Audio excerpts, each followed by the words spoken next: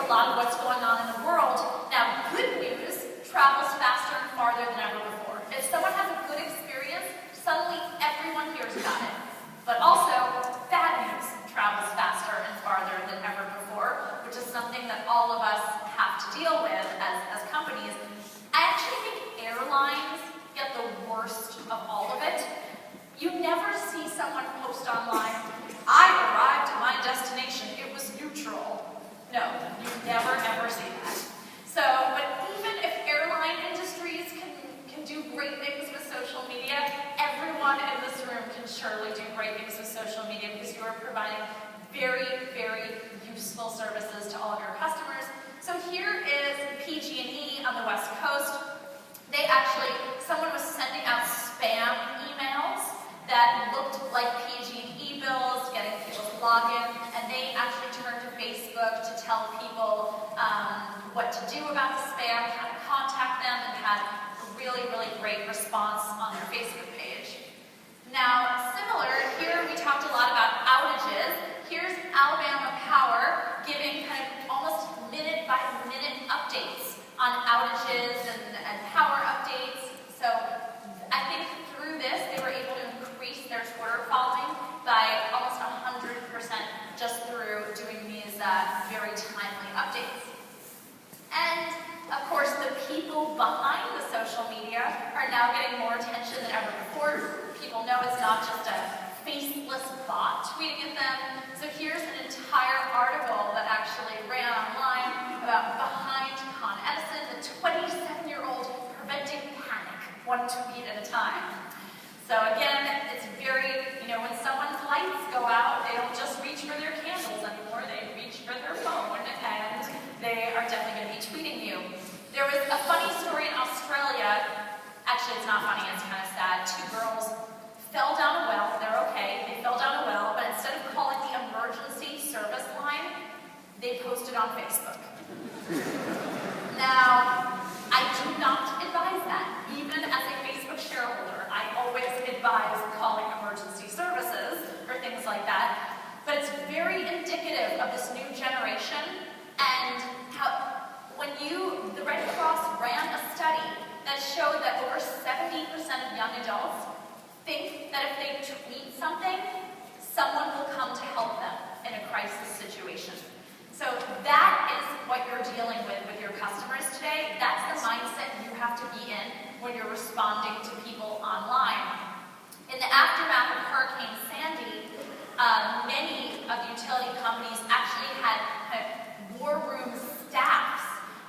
In Newark, New Jersey, a company had 22 people on staff who sent over 9,000 tweets in the first 24 hours responding to people. That's how important it is to be receptive on customer service. Next trend is, sorry, there's a slight delay on our clicker here, is to think like a media company. Every single one of us in this room is a media company today. Now, which is again both exciting and a bit terrifying. I wrote for my high school newspaper when I was in high school, and we had a combined audience of about 1,000 people for our whole staff. Now, many of the people in this room have a bigger audience than all of that, which is, again, a wonderful thing and also a bit of a terrifying thing. So it's very important to think like a media company. Here's Red Bull. You think of them as just an energy drink, but they actually broadcast now extreme sports events through their Facebook page, making them bigger than most of the sports television networks that you can see. Similarly, TED Talks and video talks with executives are really taking off. Here is a TED Talk with Chief Executive of O-Power. Again, this is something that any of you can do in your companies. How can you live stream chats with your executives? A behind-the-scenes Q&A with your CEO or your team. These are things that anyone can do to think more like a media company.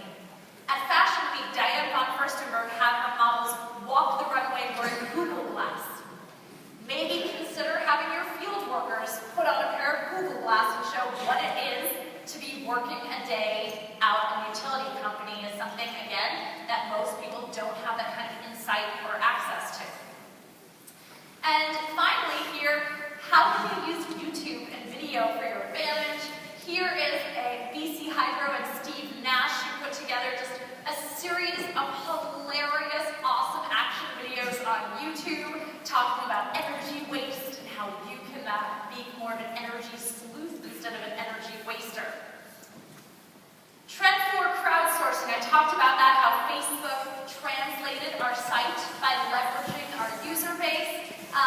Here is actually a great example of ComEd actually crowdsourced their new bill. So they said, you don't like the way your utility bill looks? Help us redesign our bill. They had tons of people collaborate with them on Facebook and social media and completely revamped the entire design of the bill you get online and in the mail. Similarly, I talked about hackathons on Facebook. Here is an Apps for Energy hackathon that anyone can submit to. If you have an idea for an app, you can submit it, you can win funding. The U.S. Energy Department is offering $100,000 to developers to create apps around energy efficiency. So again, taking kind of the crowdsourced app hackathon model to new extremes. Unilever actually even crowdsourced the creation of an entire new sustainable shower. And OpenIDEO is doing a lot of work thinking about how to crowdsource design in new areas of the world and in emerging markets, such that it's more efficient and more sustainable. So again, how can you tap into your most passionate audience members to help you think of new things and revamp parts of your business? Trend 5, mobile. Everyone wants to control everything in the palm of their hand. In fact, consumers today, they don't even like to talk to people anymore. They just want to text.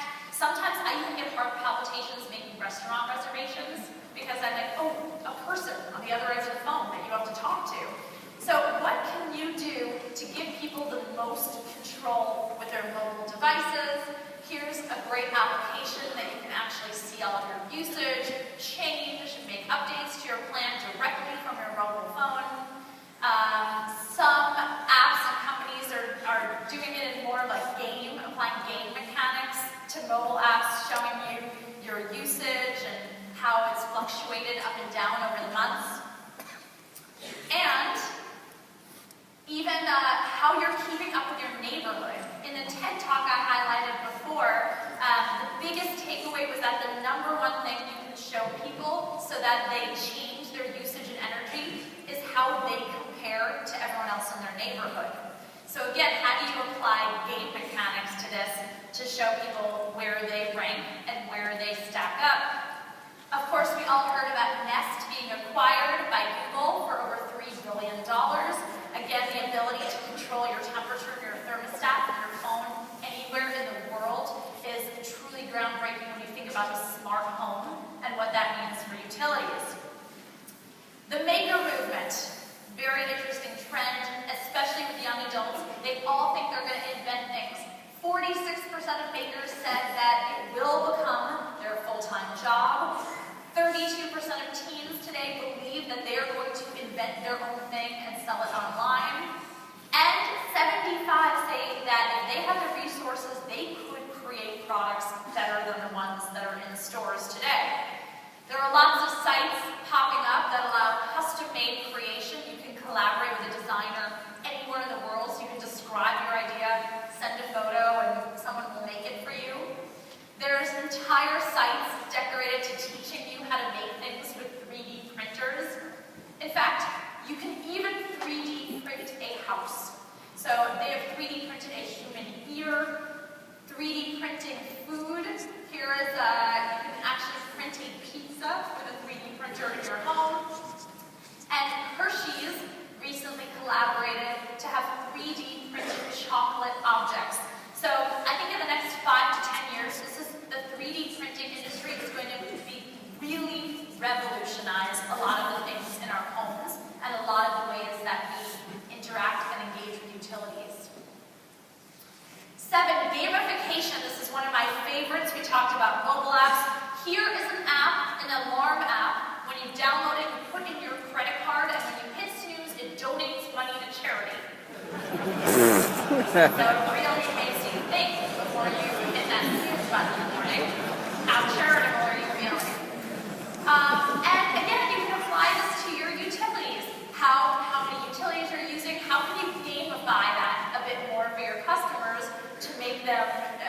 feel like they kind of have to measure up and scale up. Here's one of my favorite running apps. When you're about to go on a run, you upload to Facebook, and anytime someone likes it, it cheers for you in your ear when you're running. So again, how can you apply that same kind of positive motivation and level up feeling, measuring against your friends, to utilities, to renewable energy, to everything that you guys are doing? Here's the more fun Bull Blasters game to teach people about energy saving tips. Maybe you're not motivated enough by people cheering in your ear. Here's an app that you can actually have zombies chasing you through your run. And also, you can have your friends shame you if you don't go to the gym. It can upload onto social media. And finally, here is a scale that tweets your weight. So, I know I'm the only thing keeping you for the conference floor, so I'm going to rush a little bit through the last three. Community giving, I talked about how important it is to show the impact that you guys are doing for the community. People want to see that behind-the-scenes work. They want to see that you're giving back to charities. Maybe here's for each customer, $1 is being given to charity each month. We have also the trend of fear of missing out. Consumers feel like they're missing out on everything. It's called FOMO. 70% of adults have FOMO. They feel that social media is really showing them everything their friends are doing that they're missing out on. And so, how can you make people feel like they're not missing out? Again, in the time of a crisis, an outage, you guys should be owning social media to make people feel like they're not missing out on anything. They're in the know. They absolutely are in the right place with the right expert.